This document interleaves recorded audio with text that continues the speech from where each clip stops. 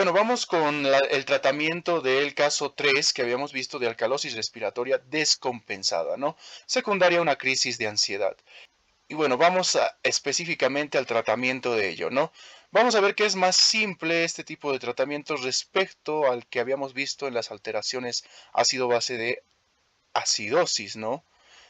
Bueno, entonces el tratamiento igual, al igual que la anterior alteración respiratoria, que es la acidosis respiratoria, en este caso al tener una alcalosis respiratoria, igual tenemos que hacer un tratamiento inmediato. Esto precisamente porque la causa respiratoria se puede solucionar hasta en horas o en el primer día, ¿no?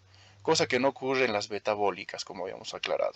El objetivo del tratamiento va a ser aumentar la presión parcial de dióxido de carbono y, bueno, corregir la causa subyacente, que en este caso es psicógena.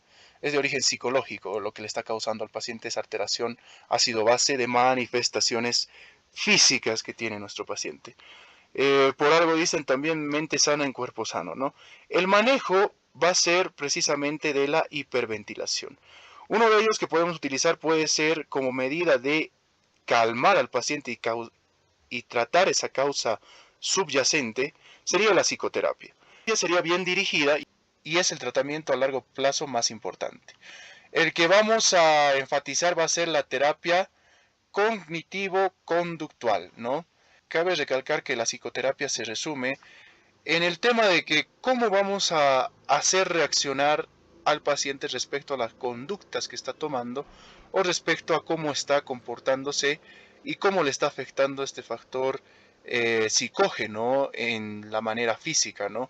Entonces conviene hacer un énfasis en cómo vamos a tratar incluso y utilizar en sí lo que el médico va a decir para mejorar las condiciones de nuestro paciente, ¿no? Cabe mencionar que no puedes estar ahí consolando al paciente, sino haciéndole notar, por ejemplo, cómo está actuando en esa crisis de ansiedad y si vale la pena y si se da cuenta de dónde está actuando de esa manera.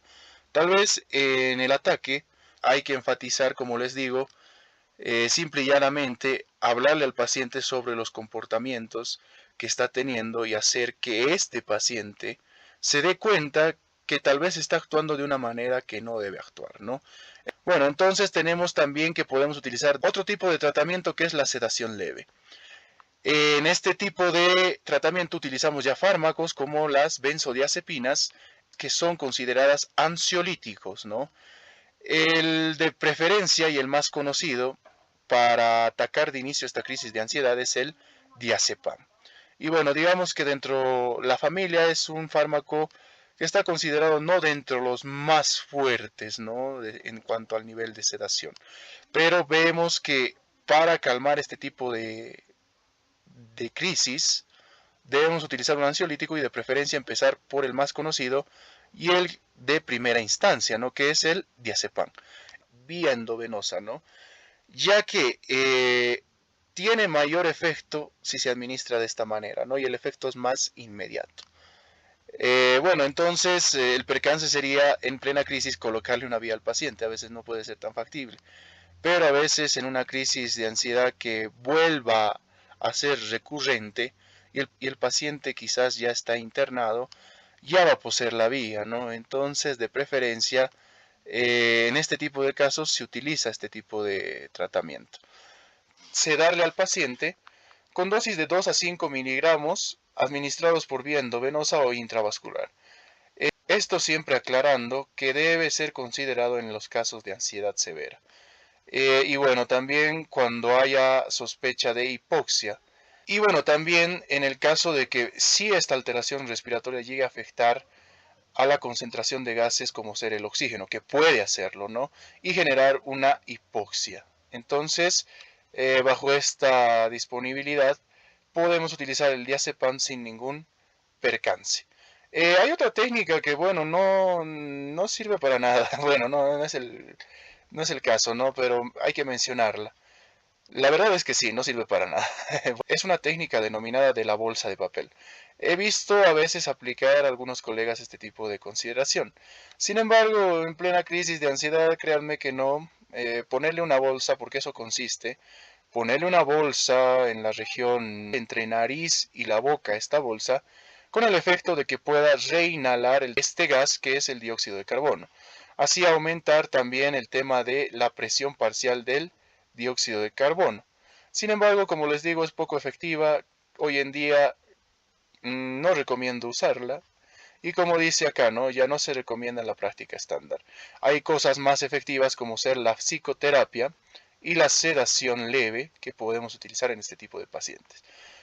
El tema de la oxigenoterapia nos va a ayudar, sí, si hay hipoxemia, hay que considerar eso. Y lo recalcamos acá y lo remarcamos también acá. Si el caso fuera que se llegaría a alterar precisamente esta parte de la gasometría y no estuviera normal, entonces en niveles bajos podemos utilizar ya la oxigenoterapia, ¿no? Y bueno, la vamos a aplicar mediante cánula nasal, al igual que el anterior caso de gasometría que habíamos hecho énfasis igual en este acápite de la cánula nasal. Y bueno, vamos a decir que el flujo que vamos a aplicar es de 1 a 2 litros minuto, ¿no? La meta siempre va a ser que, bueno, la saturación llegue de 92 a 95%. En este caso estamos hablando de un enfermo psiquiátrico, no estamos hablando de un enfermo pulmonar. Por tanto, en el caso del enfermo pulmonar, hubiéramos considerado de 88 a 92. Igual van a encontrar literaturas que siempre recomienda este tipo de valor como meta, ¿ya? Pero en el caso de no haber enfermedad pulmonar subyacente, podemos mantener en valores de 92 a 95% la saturación parcial de oxígeno, ¿no? Y si el caso fuera ya que llegamos a esta meta, hay que retirarle el tema de la oxigenoterapia, ¿no? Ojo, no exceder más del 98%. Ya hemos aclarado esto en videos anteriores, debido a que esto, el tema de la hiperoxia que se denomina, puede generar efectos contrarios a nuestra alteración que estamos tratando de dar solución, ¿no? La correcta indicación, o bueno, para aplicarla, la hipoxemia debe estar menor a 92%. Sin embargo, son valores a veces que la literatura considera sobre el nivel del mar, ¿no? Algo importante que vamos a mencionar, nos faltaba la I en esta palabra, es que no se debe utilizar la oxigenoterapia en casos de hiperventilación sin hipoxemia, ¿no? Solo en el caso que observábamos la alteración de disminución de la presión parcial de oxígeno o el saturómetro de repente nos indique igual hipoxia tisular mediante valores menores a 92, ¿no? En el caso de la altura, mencionamos también que puede ser menor al 85%. Entonces eso también hay que considerar, ¿no? Es diferente el valor que está a nivel del mar y es diferente el valor que está considerado para la oxigenoterapia en la altura, o sea, a pacientes que habiten ciudades montañosas, ¿no? Y bueno, algo a recalcar que siempre va a ser más de importancia, va a ser tratar la causa subyacente, el ataque de ansiedad, el ataque de pánico que tuviese con una terapia conductivo-conductual que habíamos dicho, ¿no? Y hacer uso también de ansiolíticos a corto plazo.